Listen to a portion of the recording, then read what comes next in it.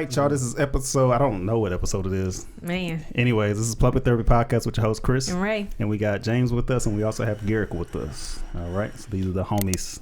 Came up, you know. Finally got to. We got the world's two best flakers came through. Yes, we did. Absolutely. Yeah. Professional flakers. Yeah.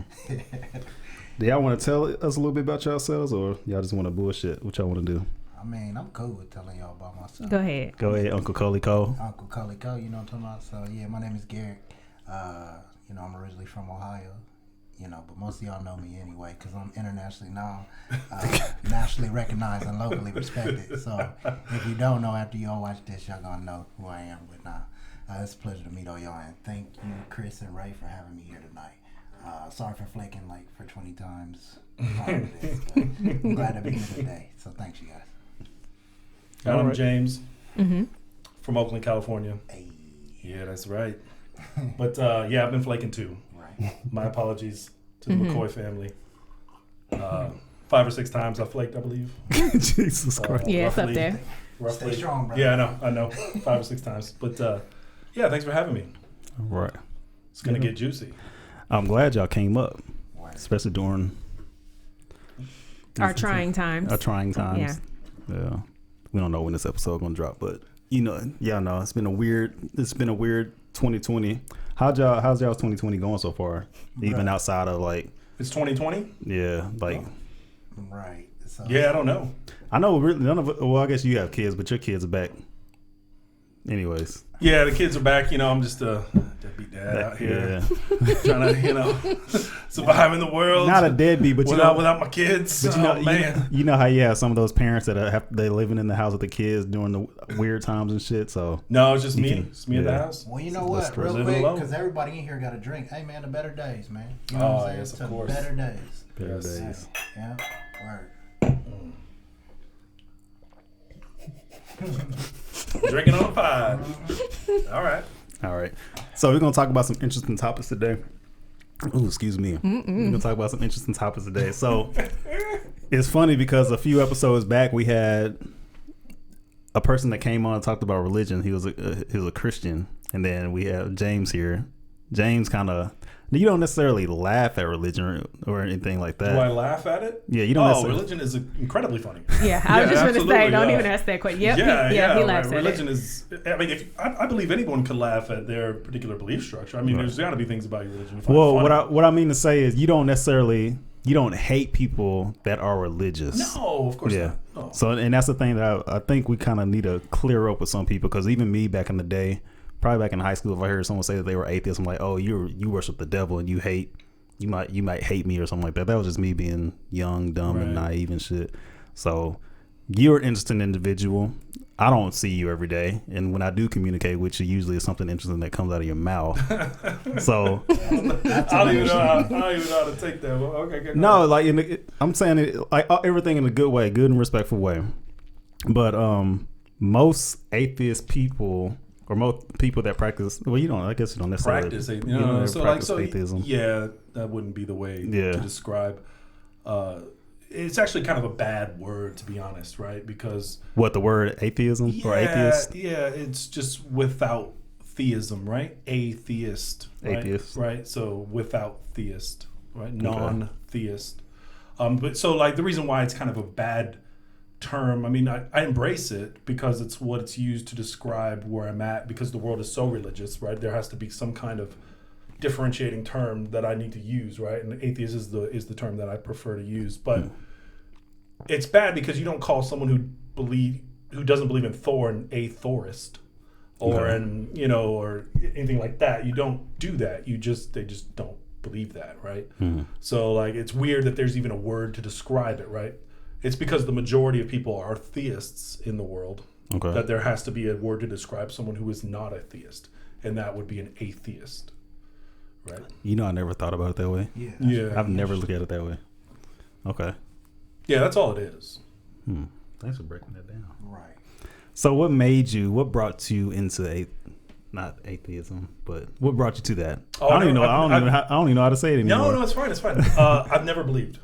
Okay. So you didn't grow up in a church or anything like that? No, I don't have any background in any sort of religion or any sort of belief structure in regards to theism. So I've never believed. I've made strides to believe. Okay. At points in my life, but I've never come out of it on the other side with any sort of belief structure resembling a supernatural like origin. So for instance, like there was a point in time in my life where I wanted to experience what other people were experiencing all around me because I didn't have that, right? It didn't take long for me to realize what that was something entirely different than what I thought it was. Mm-hmm. So I didn't learn about religion in the same sense that you guys knew about it until I was probably like 12. Okay. So I always knew there was religion, right? I just thought it was a way that some families use to teach morals and ethics to their kids, right? So that's what I thought it was. I had no belief around the idea that there was a supernatural existence and that supernatural existence was believed to be real. Okay. Right? So that wasn't a part of my understanding before I was about 12 years old. Okay. So, yeah, it's an interesting story. Do you want me to go into it? Go ahead. Sure. We ain't got that much time. All right. So I was probably about 10 years old when I met this kid growing up. And we quickly became really good friends. And we used to sleep over at each other's houses, right? And his family would always go to church on Sunday. So if I spent the night with him on a Saturday, his family would drop me off at my house on Sunday, and then they would go to church. All right. And so when I was about 12, I decided, hey, can you bring me to church with you? I actually want to go with you. You ain't even know what you was getting into, did you?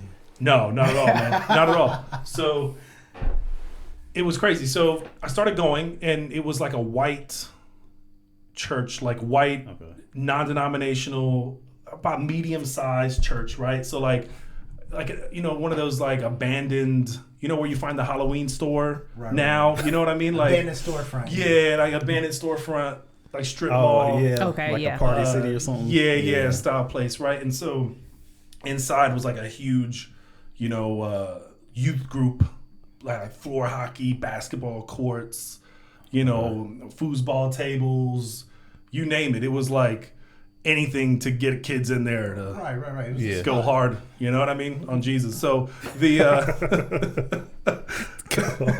go hard on Jesus. Yeah, I so, mean, it works. That's what I mean. These are tools. Yeah, Let's not beat around the bush here. These are tools being used to coerce people into those kinds of places.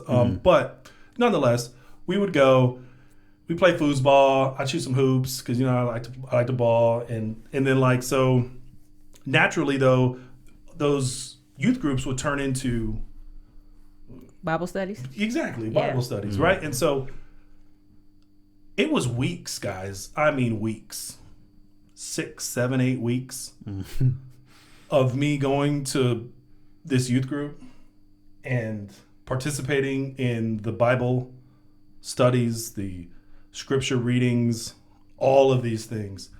They weren't a very Jesus-y group though, right? So there wasn't a lot of praise Jesus and the stuff you get in a normal black church. Right. That stuff wasn't happening in this church, right? Okay. So it took a while for me to catch on, right? So it was about 6, 7 weeks in, we were doing the Gospels, right? And so we broke off into pairs, and we had to teach one of the miracles of the Gospels to the rest of the class and what it meant, right? Mm-hmm. Lord, I can see where this is going. Lord. So here I am reading this miracle. I don't even remember what the miracle was. I was 12 years old. This is a while ago. But me and Brian, my friends, were teaching this to the class, right? And I get to the miracle portion, right? And I begin to discuss it. This is the miracle, right?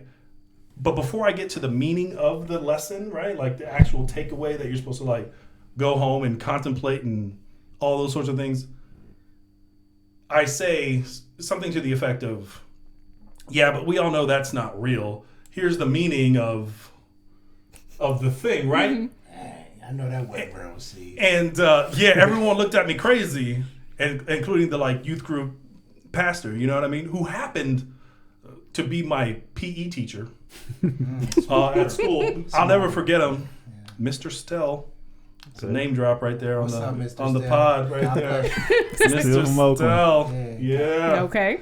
I didn't like it very much. We grown now. I'm sure he liked it. Damn, James. But nah, so we finish up, and people were looking at me crazy. After everybody was finished, Mr. Stell asked to speak with me in his office, right? So I go in there, and he asked me what I meant by the comment, and I said, yeah, it's just like all the fairy tale stuff in here. It's all just to get kids interested so you can teach them the ethical lessons. I get it. Like, I told him very confidently, like, I understand. It's like to get kids interested in this thing so you can teach them the moral lesson, because this doesn't make sense that it's not real. Like, you know what I mean? Like, you was 12 and you're having this conversation? Yeah. Man, you're a real mature 12-year-old. Well, it's not about being mature. It's just I've never introduced to these things, right? Like, it's the same thing as if they were to drop a 14-year-old Christian boy in the middle of India and start telling him that Hinduism is real. He's going to have the same reaction, right? Because it doesn't seem like that could be real to him. He wasn't raised in it. He wasn't conditioned to believe it to be real from an early age. So obviously he's going to say, well, that doesn't seem like that could be real, right? It's the same thing with me, right? You just dropped me in. I was conditioned to believe in, like, my mother taught me rational thought, critical thinking from a very early age. Okay. And so, like, those were the tenets that I grew up with. And so, like, being dropped into something like that, my critical thinking skills didn't lead me to the right place. But nonetheless, I was using them. But it led me to think that everyone was on the same page as me. I was like... That's why Coleman said you were very mature at the age of 12, because when I was at the age of 12, I just did whatever I was told to do. Oh, but right. You were taught early to speak your mind and to think rationally. I didn't learn to think rationally until I was 18 years old, 19 years old. Right, that tends to be the case. Yeah, so you definitely a mature 12-year-old. Yeah, Mom was very keen on those tenets, so we did that a lot in the house. But so that I told him that, and he looked at me crazy, like, what do you mean we don't believe them to be real? He said, everything in this book happened just like it's written. And I went, no, it didn't. That's silly. This isn't real. And like, these are good moral teachings in here in some places, but the stuff didn't happen like this. I mean, like, that doesn't make any sense. Does that happen every day? Like, I was started questioning him, like, using the Socratic method, just like asking him a bunch of questions. Then he was just like, no. And then he kept like coming back at me with all these like, yes, this is real, this is real, this is real, this is real. And then slowly, very slowly, my face went from like combative, argumentative to freaked out. Just completely freaked out. What freaked you out? So it clicked in my head like, oh, they think this is what they believe. Like, yeah, like this. No matter what I tell him, he's like, this is in his head. Like an adult. I'm standing here looking at an adult who thinks that someone turned water into wine and walked on water, like, and believes that it's real. Like, in my head as a 12-year-old, I'm like, no, what? And it freaked me out, right? And so I asked him to use the phone. So hold on, I want to touch on something real quick. Yeah.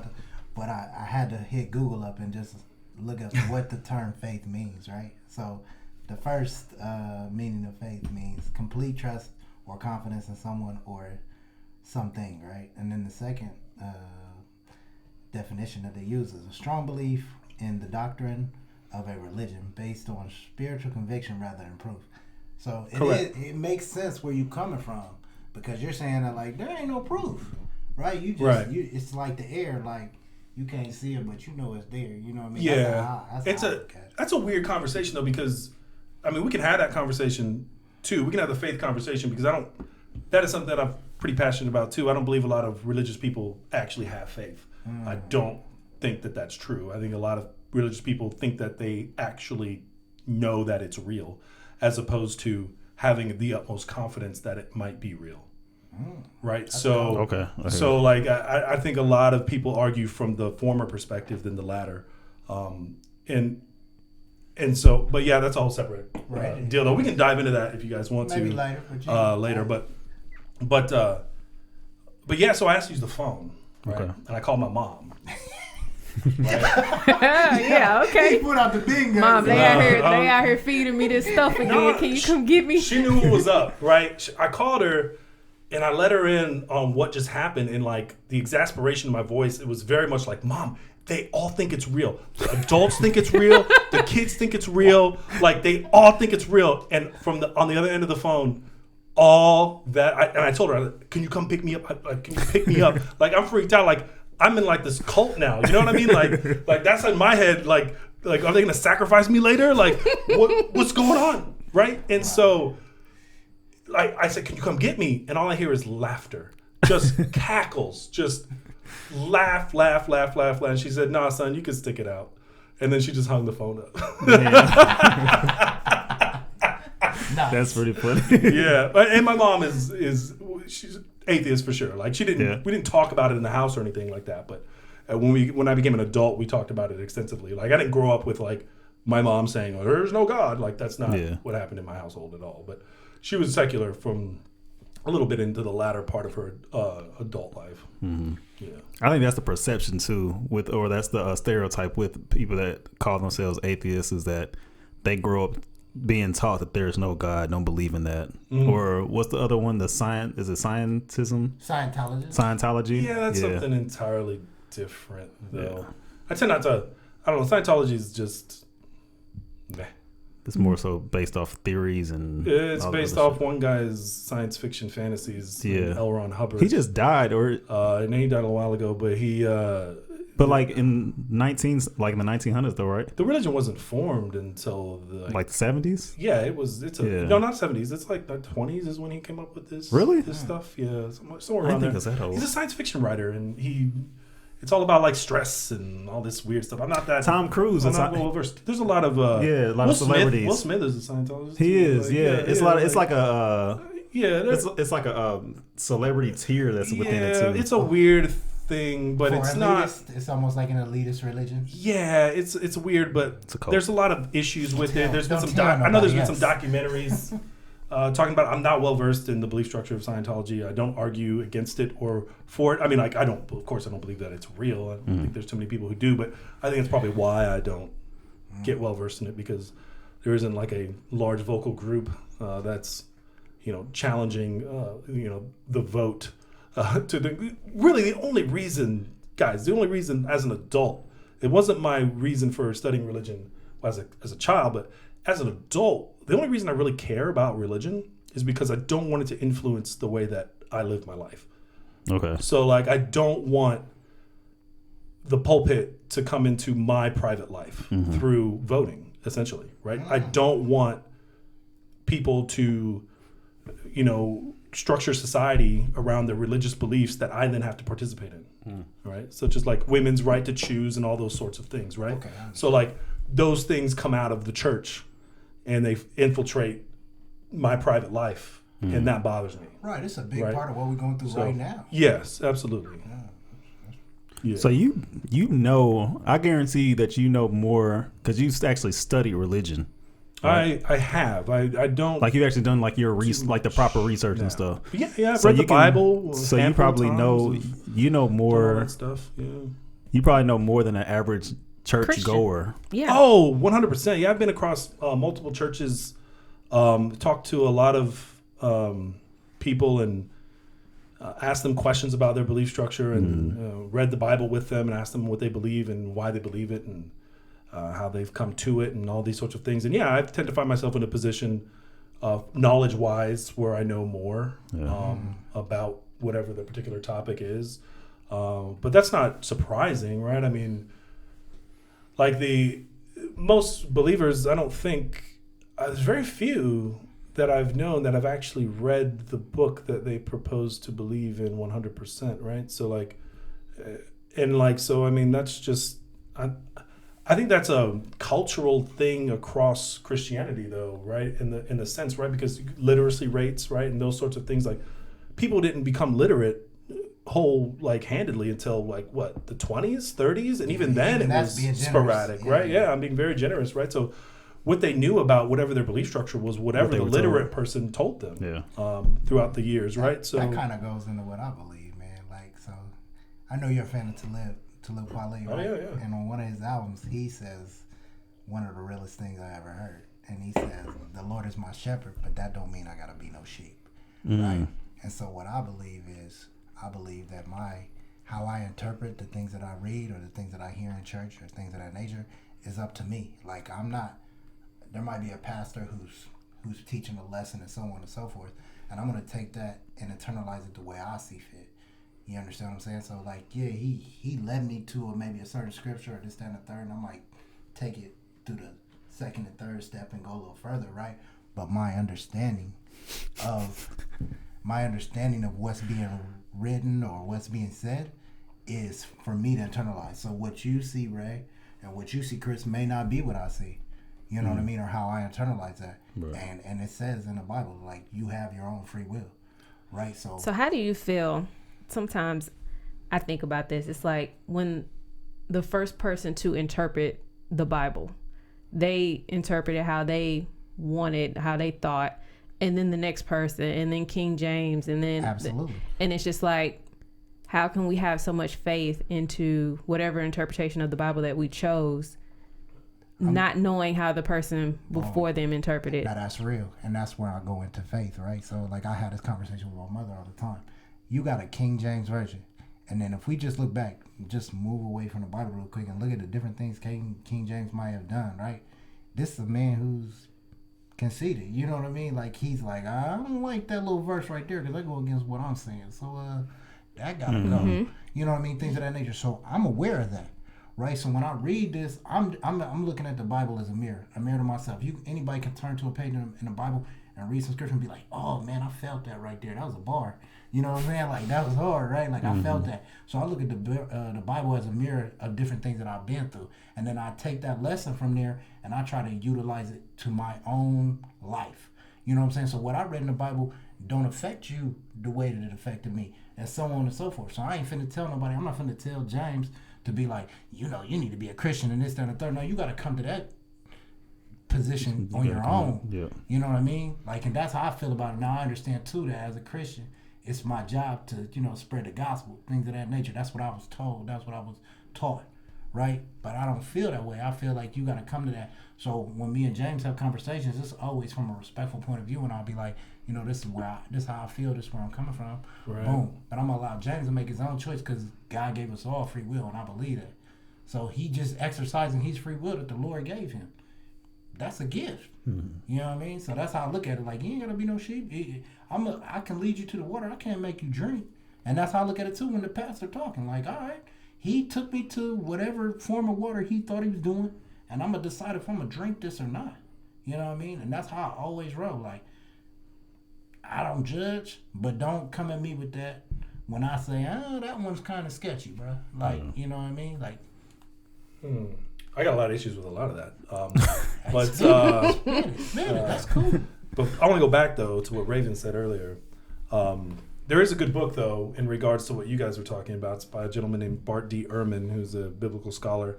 It's called Misquoting Jesus. If you ever want to kind of get an idea of what was added and taken away from the Gospels over the last couple of centuries, or it's not centuries, why am I missing words right now? Not centuries, but decade. No, we all don't know. We don't know words right now. Wait, we don't know words. We don't know words. About as far as the we don't know words. Time. Yeah. I know exactly what you're talking about. Oh man! But when I don't anyways, know, I'm gonna just be quiet. Coming in hot, stupid on this podcast right now. God damn! It's okay. We just gonna keep different it moving. like time periods and I know. eras and shit. He went with centuries. You I know- went with decades. you and know then, what I was- And then we was just like, You brought it down to decades. Yeah, I know. And I was like, okay, I went the wrong way. A couple days ago. Yeah. Okay, you know what? Weeks. Never mind. You talking about weeks? Okay. I was What's, looking up you the said book, misquoting so I the got Bible? Misquoting Jesus. Misquoting Jesus. Yeah, misquoting Bart D. Ehrman. He has a lot of really good books. D-A-R-T, and then the letter E-H-R-M-A-N. Yeah, so D is like a middle initial. Bart, like Bart Simpson. I know. There it is. It's all good. Oh There man. we go. Okay. You know, look, but to take what you said earlier in regards to you thinking about interpretations of the Bible, right? Mm-hmm. If you just do a thought experiment back before that and just say, well, that individual who supposedly heard what God was telling him, right, and decided to write down that original, whatever that original script is, right? Did God, this isn't anywhere in the Bible, did God use him as a vessel to perfectly write scripture?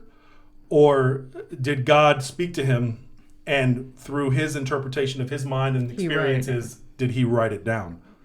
So, I mean, that's not explained anywhere in the Bible, right? But if you take the latter as what is more probable to be true, then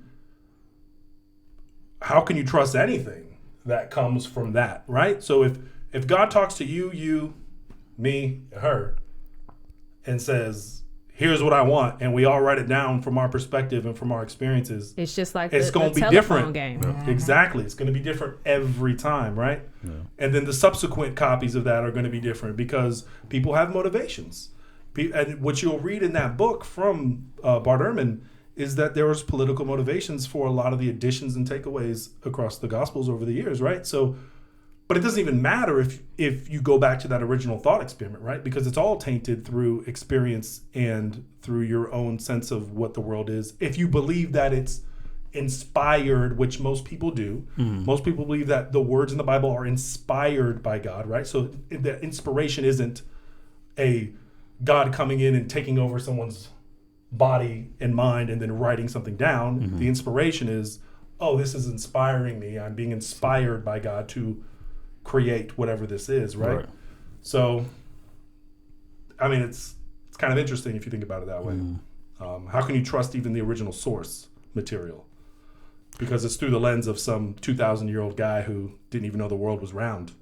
Yeah, right. So like, Bars. I remember sitting through Bible study as not even little kid, probably like 10, 11 years old. That's I the remember best time in Bible study, by the way. Bible studies be fun. Yeah. was it? Yeah, shut up. But I remember one day I was just in church looking at the Bible and I was like, who wrote this? Like a man wrote this Bible. He was spitting though. Yeah. He was spitting. Hey. No. Great stories. Oh man. Great stories. Great movies come from the Bible. Facts. What movies? Tell me a movie. Like they say most of all the stories that they tell in the Bible, those are all remade through movies. Well, I mean, that's because there's no real original story left to I mean, like, Right. Humanity isn't 2,000 years old. Isn't 3,000 years old. Humanity is 100,000+ years old. Yeah. Right. So let's not pretend as though these biblical stories were the original stories. I mean, No, you have ancient Samaria. You have all sorts of things yeah. to draw on. Obviously, we know that like the Justice League and all the other shit didn't come from the Bible. I mean, like the good, the bad, evil. Get it though? Look at his face. He was like, "Get it though?" What? What are you talking about? No, I know what you mean. Like, yeah. No, what you I talking mean about? Avengers didn't come from that, yeah. like all the theory, not theories, but good Good versus evil. good versus evil. I Type mean, you can't stories. attribute that to the Bible. Let's But be then you serious. got like shit. I'm running a blank right now. But you just said all the great movies come from the Bible. A No, lot like of good movies. great stories, and then movies come. They take that story from the Bible, and then create a modern retelling of it or whatever. Right. Some 'Cause then adaptation. it- But they I don't mean, say but this these on- are the Bible just is a description of the human condition, right? So I mean, like you can find those same stories and outlines across all sorts of philosophies around the world. I mean, like, or you can religions. They're very similar. Yeah, origins. Absolutely. You go to Buddhism, you can go to Taoism, you can go to Confucius, and you could find all of these stories. You know, and Confucius predates Christianity by a couple hundred years even. And so, I mean, like, you can find all of these stories in other places around the world. I mean, like, you just read the Republic. I mean, read what Plato wrote about Socrates, and you'll find all of this. Now you're talking about stuff I like to talk. So, like, it's not unique. That's one thing that the Bible is not. Is unique. No matter how you shake it down. That's, I mean, my opinion anyway. But I wouldn't use biblical stories necessarily to teach my kids moral and ethical lessons. Let's just put it that way. I was going to ask you that too. I don't like when you actually read it as an adult. I don't know if you guys have done that kind of thing where you read the thing you read as a kid and then you read it as an adult and then go, oh. I did that with Space Jam the other day. Oh. That movie is trash. Why did WB, right? Yeah. Warner Brothers. Why did they make me want to fuck a cartoon bunny? Whatever it's coming out cartoon bunny. What's her a name? cartoon Lola. bunny. Lola Bunny. Why, when I went to that movie and I'm in there watching it, like, damn, I want to fuck that bunny. Like, what is that? All those. Why? You know you was like that too when you saw it. When she was like picking up that basketball, she was like, and that little tail move. Was she? Oh man, what was that? What was that? I hope y'all get the glitz to our day-to-day like conversations right here. Like they always go left. This is always how they go. Yes, they always go left.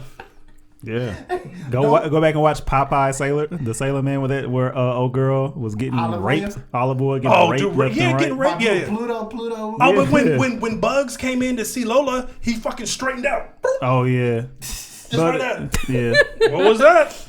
Yeah. We know what that was. Right. Yeah. We know now. Yeah. Yeah. Grown man business. That was grown man business. Yeah. All that stuff is written for adults, though. It is, though. Perverted minds and shit. Yeah, it is very. But. No, but in regards to the Bible, though, in regards to the stories, especially when you're dealing with Old Testament things, I really don't want to teach my kids morality through the lens of slaughter and genocide. It's not something that I prefer to use as a backdrop as to why you do good. You know what I mean? Like, so, I mean, God was pretty much choosing people that he liked and choosing people he did not like, and then telling the people he did like to do something. And if the people that he didn't like didn't do what they told them to do, he would then just kill them. Yeah. And so, and then tell them to take their wives and take their, all the stuff.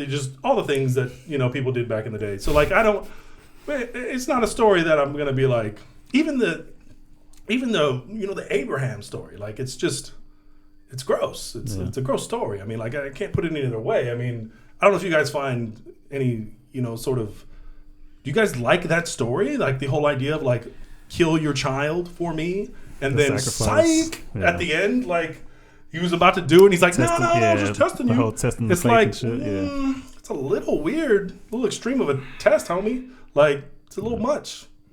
Some of the stories in there is crazy. Yeah, it's a weird dude. I remember reading Revelations as a kid. I remember reading. I think I read it throughout some weeks in church. I was just reading Revelation. Someone told me it was scary as shit. So I went back and read it. I was like, It almost didn't make it. Yeah, what, Revelation? Revelations almost didn't make it into the canon. So during the Council of Nicaea in the 5th century, it almost didn't make the cut. It was considered to be kind of heretical. So the vote was actually fairly close to include Revelations into the Bible. I can see that. Into the canon. I can see that being a real thing. Yeah. So I'm going to switch lanes a little bit. One of the reasons why I'm kind of on the fence sometimes with Christianity is because obviously, all of us in this podcast are African descent, right? Well, I got a little extra in there. Yeah, you got a little You got a little extra. Right. So does she, though. But shots. I mean, we all do. You tried it. We all do. We're we all are American based, so we all know that it's sprinkled in here. It's cool. But what I'm saying is that our 9 times out of 10, our original religion was not this, and Christianity is the religion of our oppressor. Mm-hmm. Correct. I mean, I thought we were going to go there later, but we can go there now if you want. But that's what I'm saying. So that's sometimes where there's no secret. Yeah, that's sometimes where I struggle with my faith, right? It's like, dang, it's not a secret. It's not blasphemous at all. They really use this to control us. Correct. They use it for hope. So the idea, they use New World slavery, I should say. New World slavery used Christianity as a tool to inspire hope in the people that they were enslaving, so they could continue to work. Right? You don't work without hope, right? So if you're just like completely demoralized and beaten down and have absolutely no hope, what's going to stop you from just not doing your job and just dying behind the whip, right? Like nothing, right? You don't have any hope. But Christianity gave hope to the slaves, which allowed them to continue to work and have some sort of promise for a better future if they just continue to keep driving forward. You know what I mean? So it was used as that kind of tool. But I don't think it was used that way all the time. I think that was a byproduct sometimes, but I definitely think it was deliberate sometimes as well. I do think that the white Southern slave owners were definitely Christians, and they believed it, and they wanted them to be Christians as well. I don't discount that. So what's interesting about that, James, and we see here today in 2020, it's still used. You know what I mean? A lot of us have grandparents, we have parents, and I'm not saying that any of us here will willingly like disobey our parents or our elders or anything like that, but we definitely think differently. You know what I mean? I think a lot of our parents are quick to be like, you just need to pray about it and God will take care of it and stuff like that. But then we have the luxury of really, no disrespect to our elders or anything, everybody sitting at this table is far more educated than your grandmother, your grandfather, your great-grandfather. And a lot of times we as black people, we be like, oh, well, great-grandma did this, or granny did this, or whatever. She just pray about it and this and the third. We have we're a little more educated and we're a little more, we don't just believe blindly. Well, the perfect example is the pandemic happening around the world. People are just not going to churches and praying it away, right? They're staying home, and when they do go to church, like 30% of them get it, and then 3 of them die. So back in the day, they would have prayed it, but what happened? Right. And that's science happened. Oh, dang, he's coming with the heat. Just today, saying. I don't know. That's what happened. Hey, Chris, I don't know if this gonna make it. It's gonna make it. Okay. Ray is gonna make it. It's making it. Okay. This is gonna be one of our highest views. But if we go back, if we go back, guys, to I want to ask you guys some questions. All right, so let's go back to slavery. Right, it's one of my favorite topics. I ain't gonna lie, I'm sensitive about this one, James. So you can go in, but I'm just saying I'm a little sensitive about it. Go ahead. Just go. Just go. Like that ever stopped you before? He's looking around for validation. I don't know. You finna still go. Stop it. I'm just warming up. How long these go? Just whenever. Right now. We have 40 minutes. We have 40 minutes. What do you guys usually do? About an hour, but I ain't gonna be no hour. I was telling Ray it was probably a 2-part. Oh, 2-parter. 2 episodes, yeah. On the next episode. You'll be the first 2-parter. Yo, y'all will be the. We're drinking that one. Hey, James, hold on. We're drinking that one. Oh yeah, 2-parter. Goodness. Idiots. Don't tell nobody else. Don't tell nobody else. So, all right. Let me ask you guys a question. So going back to slavery and before, right? So before the slaves were indoctrinated into Christianity, right? And became Christians, right? What were our religions? Do you know? You're talking about like the kind of west coast of Africa religions. Some of them were practice voodoo, and a lot of black people think that's devil stuff. Right, but I honestly don't know. My knowledge on that kind of that time period, probably only Alex Haley is the only person that probably gave me Word. that. I mean, I don't know. I don't know if you guys have read the book, but that first part of that book is amazing. Like when it gets to slavery, it kind of sucks. Like, but that like first 120 pages when they're in Africa still, love that. Love that part, man. Fire. Like, he's getting like circumcised. His mama's having a baby. Yeah. Like all sorts of stuff is happening, man. I love the first part of that book, man. Once it gets to slavery, I'm just like, man. Yeah. When he became Toby, right? Yeah. I'd be like Chicken George, all that. But, man, like Man, I know about that already, but this Africa stuff seems all right. Yeah. Sure. But no. So, are you, as Christians, all right, and I'm talking mainly to Chris and Ray here. As Christians, are you grateful that slavery happened so that you can be a Christian? Ooh. Am I grateful that slavery happened so I can be a Christian? So your soul is saved. Are you grateful for your ancestors who died during slavery so that you could be brought up Christian? That's a hard question to answer. Like, I'm grateful that I've been able to be. I'm grateful for the opportunity to be able to be brought up, but I don't. That's a hard question to answer. Because without it, it's unlikely that you would be. Right. Or you could be during colonialism could have happened, and you could have been Christian that way, which is true for a lot of African countries now. But even that, I could pose the same question to with the same amount of, So like. Are you grateful for colonialism that you are now Christian? Are you grateful that your people had to endure and suffer what they suffered to become Christians to then have you so that your soul can be saved? Same can be asked the other side with slavery. See, that's because then it's almost like, as Christians, do we believe that those who do not know about Christianity, are their souls saved as well? Man, this is a great question, man. That's what we need somebody to tap in on. You know what I'm saying? I'm like, if we never knew, we just never knew. Well, we would be grateful for whatever we were. Right. No matter what it is. Mm-hmm. So we could end up being. Oh, no. So, okay. I get where you're coming from, Raven. So what you're saying is basically there's certain sects of Christianity that do believe that if you are not exposed in any way, shape, or form to Christianity, then you are by default saved, right? Like when you die, like because of ignorance. Correct. Okay. Because you didn't know. Right. But there's a lot of Christians who believe though that God reveals Himself regardless of how regardless of where you are in the world, right? So, and there's those, but I mean, like we're getting into dogmatic semantics at this point. But the question really is, I mean, for you, let's say for instance, let's do a thought experiment where your lineage continues. All right, let's say for instance, regardless, I know it doesn't make any sense. If slavery never happened, we would have never been born, right? Like. Obviously, right? That just it wouldn't have happened, right? Yeah. We wouldn't have been born if slavery didn't happen.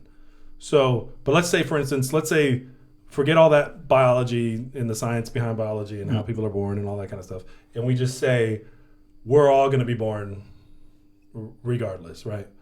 And we are living back in Africa, and we're in our tribes, and we believe in whatever religion was there predating the influence of Europe and Christianity. But we're aware of it because it's 2020 and we have modern advances in technology and all those things. And we know Christianity is, and we know what Islam is. We know all this stuff, right? But you're not Christian. You're whatever that religion is. Knowing what you know now, you would believe that to be the wrong choice. Which one? The one that we're in? The one that you are currently in this fictional world that we've just created. Okay. You would believe that to be the wrong choice. Why? Because your current self right now would believe to be the wrong choice. That would be you would have made the wrong choice by staying in that. By staying in Christianity. No, by staying in that other religion, whatever that African religion was that propagated without colonialism and without slavery. Why would I look at Christianity though and then doubt my religion? No, so okay, all right. So maybe I need to. So hopefully, I need to explain it a little further. So maybe, for instance, like, I got to break it down. So you're in your mind right now, okay, and you're an observer looking at what could be, what could have been, what could have been. You as the observer would think that you, as staying in whatever religion that was the wrong choice. If we're in Africa, it's probably going to be Islam. It could be okay, Voodoo, but so we're creating a thought experiment where colonialism and the propagation of religion never did the things that it did that we know of, right? People weren't forcefully converting people and killing each other, and people were just like, hey, I got this Christian thing. You guys want to join in? They're like, nah, we got our own shit. And like, all right, keep moving. You know what I mean? Like that's what was going on. That's what's happening in this fictional world, right? Okay, gotcha. So you're observing this fictional world and you're seeing that the you that went down this other path is choosing not to be Christian. Okay. You observing that would think that to be the wrong choice. Okay. That person is making, right? Okay. As the observers from this parallel universe, let's say. This lens. Right? That's what I was going to say. So use that as an example. Right. Yeah, I know. I'm trying to figure out the examples to use. They're on the fly. Yeah, I know. It's oftentimes I'm talking to like my bad. I'm talking to people who believe the same things that I believe in, so like our brains are like okay, I get it on now. the same wavelength, and it doesn't take. You're the minority here. Okay. I know. Yeah, I know. But the I'm messing with you. Shout out to the little tap you did. Okay. My bad, y'all. My bad. Light skins over there. Yeah. That's right. He was just talking about you, not me. This is light skin side of the table, right? Yep. That's the light skin side. That's the lighter side. Okay. Anyways, I'm in my parallel universe. Yeah, you're looking on, right? So you would think that would be the wrong choice because Christianity is the real religion that's going to save your soul. And now that you've been exposed to it over here, these people, the you in this parallel universe is going to hell, and so on and so forth, right? Because they're not accepting it. So therefore, would you rather take all those 400 years of suffering and slavery to save your soul and be grateful that you get to be brought up in this society where you become a Christian and now your soul is saved? Okay, so does the one looking in on this fictional world, do they know did they experience the afterlife and they know for sure and they not at all. Hell no. They it's just what they think. No, of course. Yeah, it's the same thing that you right now. Like, are you the real question is, I was trying to draw I did a terrible job at painting this picture and I apologize. But what I'm really trying to say here is that is the suffering, the mass suffering of thousands, possibly millions of people worth the salvation of your particular soul, right? Of your soul. Were they the stepping stones for you? Man, that's cool. Right? Are you willing to sacrifice your whole generation of people so that you could be saved? That's right? cold, man. That's a super duper deep ass question. Yeah, that's cold. Damn. Because that's literally what happened. In a sense. And that be them times you wish you could speak to your ancestor, you know what I'm saying? But they would tell you to fuck off. Your ancestor would be like, I don't give a fuck about you. I'm trying to get through this shit. I'm a person. That's what people don't understand about history. Every person in history is a singular individual. They are not little like things that we just get to whisk away as like history, and put it into a bowl. They're human beings who had all of the nuances that we have, all the hopes and dreams that we had. They're human beings. Like they weren't just your stepping stone to get to where you are.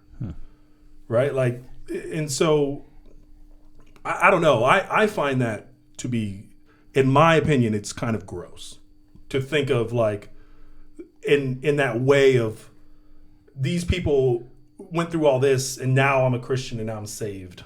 Right? Like you're not going to think about it that way because it makes you uncomfortable. But that's the truth and reality of it. Is that. So real quick for everybody listening, this is our everyday. with James. I just want y'all to know the struggle. Yes, this is. Yeah, he have you on some stuff. Like, he'll really have you thinking. You know what I'm saying? But it's good to have a friend like James because, you know, he's not going to go with the flow.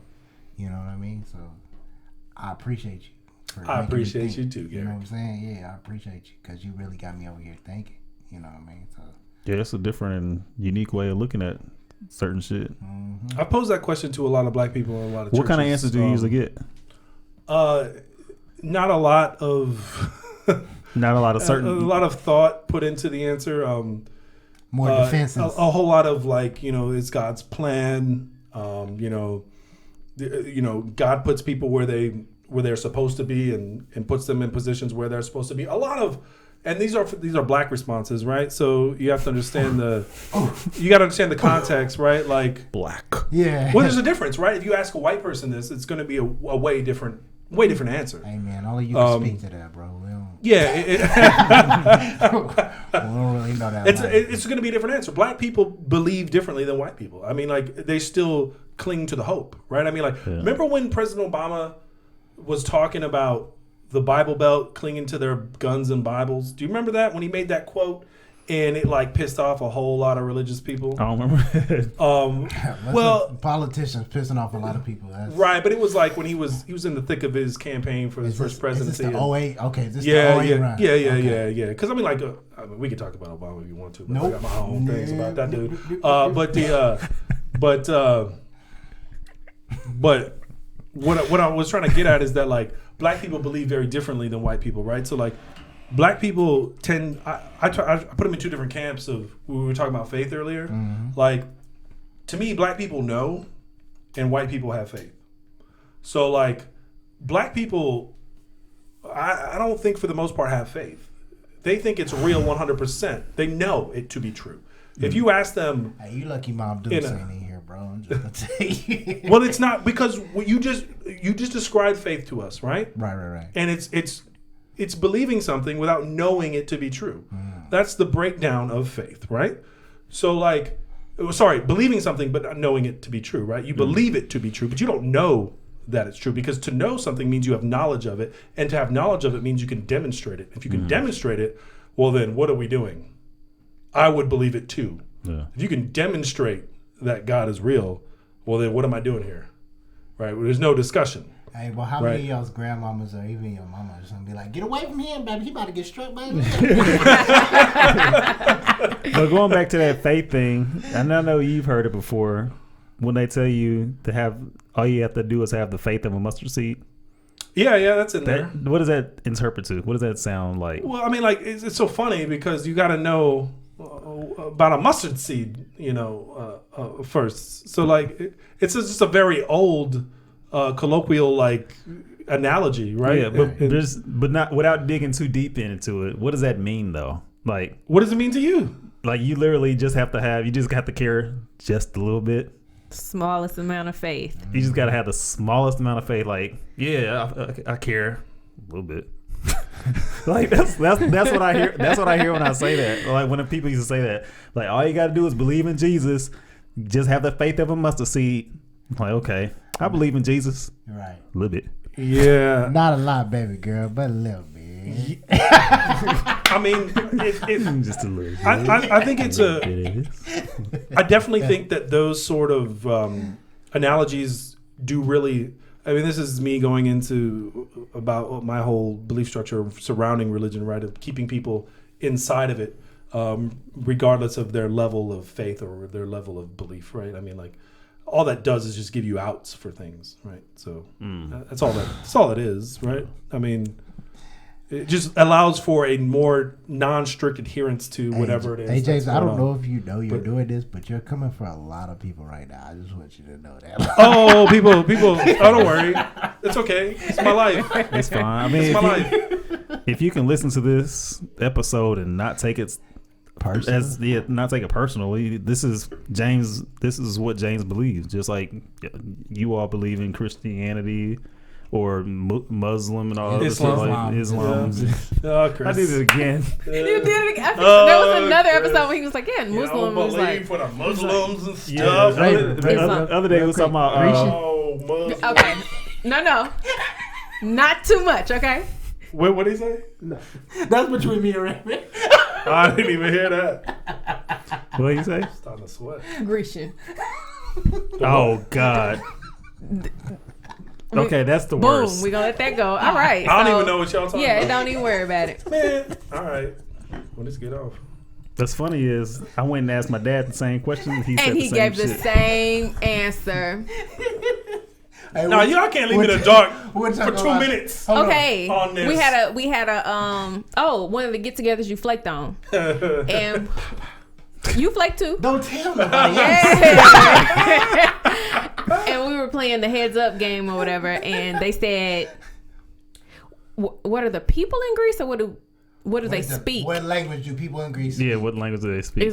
Okay? What language do people speak in Greece? And I'm just Hold like, on, ask James. Okay. What language do they speak? Greek. This mug. What'd she say? Who said what? That's Who said no. it? That's why I think it was Raven. What are say? the people? That's why I feel like it was the people. Anyways, I said Grecian, right? It's not even a thing. and he But that sounds like something she would say though. That's Grecian. But a That's lot cool. of people would say that. That's no. cool. Will you not Raven would say that. Hold on. Imagine, put yourself in this scenario. Raven has It's some rapid fire crazy questions. stuff. But it's rapid fire questions, and you just like. Hey, it was a game. I Right. knew that I only had like. Hey guys, what language was the New Testament written in? Roman. New Testism. Was it? What did the Romans speak? His answer was Roman. They spoke Latin.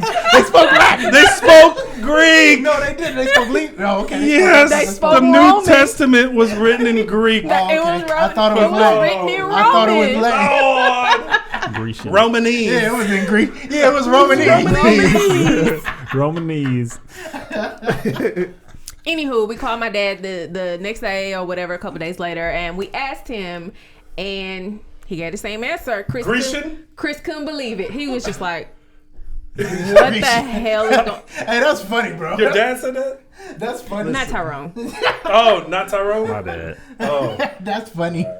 I'm sorry for bringing it up, but Hey. that would never leave my mind. When he had my back like that, I think I came into work. Yeah, because that's how you know. I came into work and I told the story. I'm like, man, y'all never believe this, though. I said he gave the exact same answer. Man. Chris would not let me live that down. I don't know why I keep confusing Islam. Like I want to say Muslim instead of Islam. Yeah, but I mean, you're from what? A small town in Texas? There's not. I'm from a town you It's- just never heard of. It's in okay, Texas. man. Like, you know. I'm fine. Yeah. It's okay, Okay. man. You get worldly eventually. Worldly. Worldly. Yeah. I think I consider myself pretty worldly. Listen, Fuck up some words every once in a He's while. from Practice on the California. Muslims. It's a whole nother level. You know what I mean? Everything is country to him. You know I know. what I mean? If it's not from Oakland, That's true.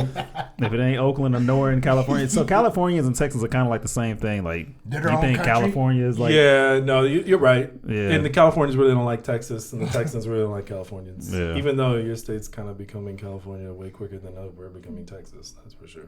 well, Colorado's becoming California more than I heard Idaho was like. Well, like the Niggas say- Silicon Valley folks are moving into Texas. That state might get blue in the next 10 years. You never know. Texas. They coming when down. you pry this out of my cold dead hands, that's what they're saying. Man. No, right. but I mean, if we want to go back though to what we were talking about in regards to how black and white people believe differently, I would wager. I mean, I've spoken to a lot of black people in a lot of churches, and they tend to know rather than like if you describe faith to them instead of actually just asking them if they have faith, the answer tends they don't subscribe to that. They know that it's true. They don't believe that it's true. Okay. And so that's a different thing, right? And that leads to a whole lot of problems. And I think the black community could probably it's not good to how many times have you guys heard this? All right. I've done all that I could. It's in God's hands now. How many times you guys heard that? More than I can count. Yeah. You think that's a good idea? Anybody at the table think that's a good idea? I think it's a good idea if you think about it like on a mental stance. But if you don't put it into practice, though, putting it into practice, is that a good idea? Just going home on the couch, closing your eyes, and putting your head in the sand, and like, no, God's gonna do it. God's gonna do it. Yeah. No. Yeah. Well, I think not a good idea. I think most people with common sense knows that's not how it works. But that's not in the black community. That's not what happens. Like, say, for instance, somebody's son is keeps messing up, and that family comes back to church and says, "I've done all I can. It's in God's hands now. He's in God's hands now." Oh, they mean it. Yeah. They don't mean it like, "Oh, I'm still gonna try to help my son and get him through this." No, they mean it. They literally just go, "This is it now," right? And then that's it. They're like absolved of all responsibility and everything. It's just, now it's God's. Yeah. Here we go. Right? And then he goes off and who knows what, right? Like, God bless him. Right? God bless him, right? God. Yeah. But you don't hear that in white churches. I don't know, because I ain't never been here. But I have. So what do they do? They don't say that, right? They always preach that, yes, you have to have faith and you have to believe and you have to pray, but you have to act. Right? And they stress the act portion. They stress the idea that you have to do something, right? So it's like having this like mental backup as opposed to having like an actual thing, right? We all know, I mean, all right, I won't go there, but the nothing happens unless you act. Man, so maybe I need to go to the white church because that's what I believe too. Yeah. I believe that you pray and then you go. Right, you have to act, right? You have to do something, right? But the prayer is the God portion in the white churches tends to be more of like an inspiration of action, right? As opposed to an actual action, right? The prayer isn't the action. God's not really going to do anything, but the idea that I have this like bodyguard, this backup guy on my side allows me to persevere in the sense of through the sense of adversity, right? But like that's not how black churches are framing the situation, right? They actually frame it as though God is going to actually do something, right? And so you don't really have to do much. You just got to wait for God to kind of come in and, make it happen. Now I'm really curious, and I'm hoping, like, for our listeners or for Chris and Ray's listeners that are familiar with this, what we're phrasing as white church. Forgive us for not just knowing like the correct name or whatever. No, I'm talking about white churches, bro. Okay, you heard him. But all I'm asking is like, can you please leave them if you're watching this on YouTube or something, like leave a comment, like help us understand like your point of view or whatnot, because like I don't really know, and I'm really interested in like the point of view. Is this correct? Do you think this is correct, or is it different? Like. Yeah. Oh, for sure. Absolutely. These are my opinions. Purely from anecdotal point of view. Through, a little bit of research that I conducted, nothing that would be considered scientific. But as far as black and white churches go, let's be serious here. Sunday's probably the most segregated day out the week, right? I mean, black people go to black church, Korean people go to Korean church. That's true, though. White people go to white church. True. I mean, like... You don't see it on the sign. This ain't even... You've seen it on the sign before? I mean, I'm not trying to be... Sign? Yeah. I'm not... It's not like Korean? Yeah. Oh, yeah, I've seen that, but I've never seen, like... That's what... No, but you know when you go to one that's... You know what I mean? There might be a few black people in the white church, and there might be one in the black church. You can always tell. You know what I mean? Like, church there might be like a interracial couple at the black church. You know what I'm saying? But like, he's spitting bars today. I just want you let's be real. Sunday is segregated as hell in the States. Man, that's real though. No, like that's what I mean by white and black church. I don't mean that as in like white church. You know, that isn't what. That isn't what. Nah, that's was real happening. though. Why do we do that? That's another conversation for another day. Yeah, because we believe in the same God, right? I think. Well, yeah. I mean, like you guys, y'all seen Boondocks. I mean, the Jews, the Muslims, and the Christians all believe in the same God, and the Mormons too. Yeah, that's another topic for another day. I've been to a white church plenty of times, and it is a huge difference. Tom is definitely one. I like going to a white church. You go there, literally rock band guitars. Well, I didn't like that was. But I like the thing about the white church, they get straight to the point for the most part. Black churches, at least from the black churches that I've been to, is more of it's a show. Oh yeah, a lot of you know, and one of the things that I've seen it in white churches as well, but I don't see it as much. There's just a lot of bigotry in the black church as well, like towards the homosexual community and stuff like that. Yeah. So the gay community is like demonized. Like I've heard it so many times from the pulpit at black churches, like AIDS is God's, you know, wrath on the gay community, and those. I mean, you guys have heard this. Let's not play around like we ain't heard it before. It's Adam and Eve. It ain't Adam and Steve. Yeah, I mean, like, right. and that's cool. It's weird too because it's weird. It's weird. Yeah. Wait, but hold up. It's weird though because I've been in so many sermons where there's actually a good message being preached, right? But for some reason, there's got to be a dig on gay people in there, right? Like it'll be like real quick. It'll just be like a little ding, ding, and the gays are bad. But like the whole time it was like sermons are you it was like a good it was like a good sermon preaching a good message, and then it's just like a little jab, and it's like why are you gonna do that? And then like okay, cool, whatever. All right. You listen to some interesting sermons, man, that you have. No, I've been to a lot, man. Yeah, I'm going to Church of Fantasy next time. His church experience is lit. I wonder what it's like here. I haven't been. I do too. I haven't been. You know, there's a sign for a Baptist church like a street over, but I'm not sure probably where. Really polite. You want to go tomorrow morning? I'm a hard pass. Steve. Is tomorrow Sunday? Hard pass. Tomorrow is Sunday. Sunday is in a couple hours. I don't know, but that's the thing. I don't know. Oh, we can't go where now. The building. Oh, they're yeah, not gonna... they're not in now. They're not letting people. Can we find out what their Zoom sign-in is, though? I know, but they're COVID. They're not letting people. Oh, meet. I get you. This ain't COVID. This is like July. I was thinking that same. And cut. Y'all, they're gonna be like this until like November, December. So you know, right now in July that we talking about this. Yeah. You know yeah. Forget y'all. All right, y'all. We're gonna end this. We're gonna start part 2 here in a second. So I don't want they don't want people to lose their interest. You know, episodes go on too long. Oh yeah. So this is so y'all stay tuned for the next episode or the part 2 of this episode. Thanks for listening. Peace.